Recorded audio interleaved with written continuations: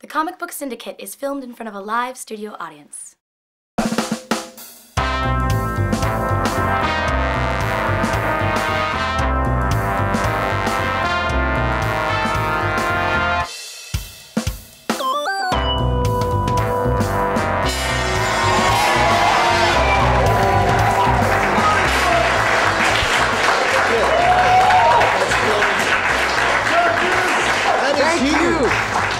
The show is grown by leaps and bounds. We have a budget now. We spend like $7 an episode. We got mics. We got like wireless mics. Oh, I got pants. And pants for George. But we have these state-of-the-art microphones for this episode. It's phenomenal. And you're not going to, you won't be able to tell when we're talking into them, but this is what one of the mics look like. So let's just test it out. Our guest today, Dale Jacobs. Dale? Yes? What brings you onto the show? Mike asked me to come onto the show. We have Dale Jacobs here from University of Windsor. Thank you for coming on the show. Thanks for having me again. Some of the viewers don't know what you're all about and what you do there at the U, so... I teach in the English department at the University of Windsor. I teach writing courses, but I also teach courses about comics. Every once in a while, I'm currently teaching a fourth-year seminar on contemporary graphic novel. Okay, wait, time out. So I can go to University of Windsor and learn about comic books. You could, if you were enrolled in that course. But there is a course, though, with comics, though. Yes. That's what we're getting with comics and with a whole lot of comics theory, and it's a pretty serious study of the art form. That's awesome. So you focus on Wolverine's second costume, the brown and orange versus the blue in the No, yeah. I'll leave that to you and the discussion on the show. Ouch. Okay. That was a little low there. We have some comics that we're going to review today. I think you've picked these too as well, right? I think so, yeah. You picked the high-end art ones, sort of Picasso-esque, or sort of Nietzsche kind of... Supergirl. Supergirl. Okay. Okay, so this is a Supergirl in the 8th grade, #1. This is by Landry Q Walker and Eric Jones. Tell us why you recommended it. I recommended actually all three of these because one of the things I'm interested in is comics for kids and literacy. And one of the things that I think has happened with comic books is they've become used for education a lot. A lot of schools use comics for education. In the past, they had been used as a way to get kids interested in reading and then just reading real literature.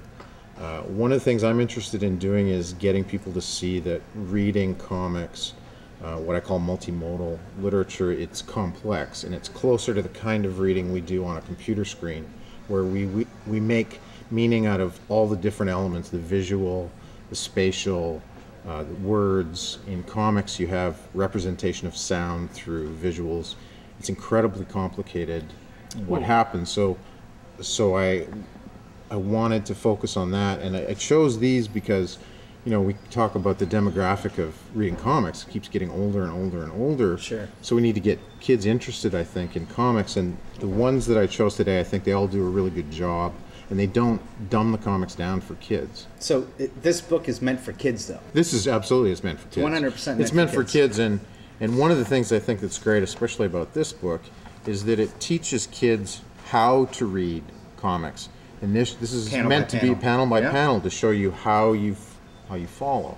And a nice page like this, where you have the descending panels as she falls, it really teaches you how to read a comic book. Sometimes, and I'm going to be completely honest, like I pick up a comic book and I don't know if I'm going in the right order. I'm completely honest. Like I'm reading the story and I'm looking at the pictures, but sometimes I think, like, was I supposed to go left to right, or am I supposed to go up to down to? It is.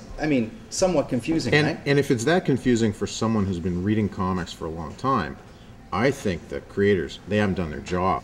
Well, it's like you say, they're not doing their job. The classic artists of the 60s, Joe Kubert, Jack Kirby, Jim Aparo in the 70s, they led your eye through the page. Mm-hmm. And to me, from what I know, that was what was taught from the top down, and now that art has been lost. And there are guys that come in that are really good technicians, but don't know how to lead you through the page, and it's not even something that's enforced by editors, so it doesn't even matter. It's like a lost art form. Like a good friend of ours, or a good friend of the show, Tony Gray, Yes. told us that a successful story or a successful artist could draw an entire comic book and tell you the story with no words. Sure, absolutely. How's the book? I mean, how do you think kids are going to relate to this book? And I think this book works really well for kids because it talks about things they're interested in. It talks about what it's like to go to school, right? And to not yes. fit into school. Yes, alienation. Alienation from school. There's the panel you were going This to. one right yeah. here. Yeah, she's in school. She doesn't understand the simplest things here. I'm not going to read it all, but like she doesn't. She thinks this is an animal, a creature. It's Well, it's because she's an alien, right? She's a Kryptonian, yeah, exactly. so she doesn't understand. And so she stands in for that.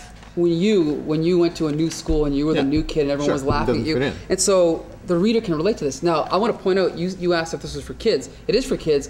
I would rather read this than any other Supergirl comic that's out on the stands right now because there's something to relate to. Yeah. And I think And it's funny. I think it's better written and funnier than most of the superhero comics that are out there right now, honestly. Yep. Well, and to lead into the next book, this is a line that DC is doing, right? Yeah. They're Yes. doing Tiny Titans. Yep. They're doing the Shazam book. hold Wait. off on Shazam. We're going to touch on Shazam Well, when we you're come back from Shazam. break. Yeah. We're going to go to break and come back with Shazam. Yeah?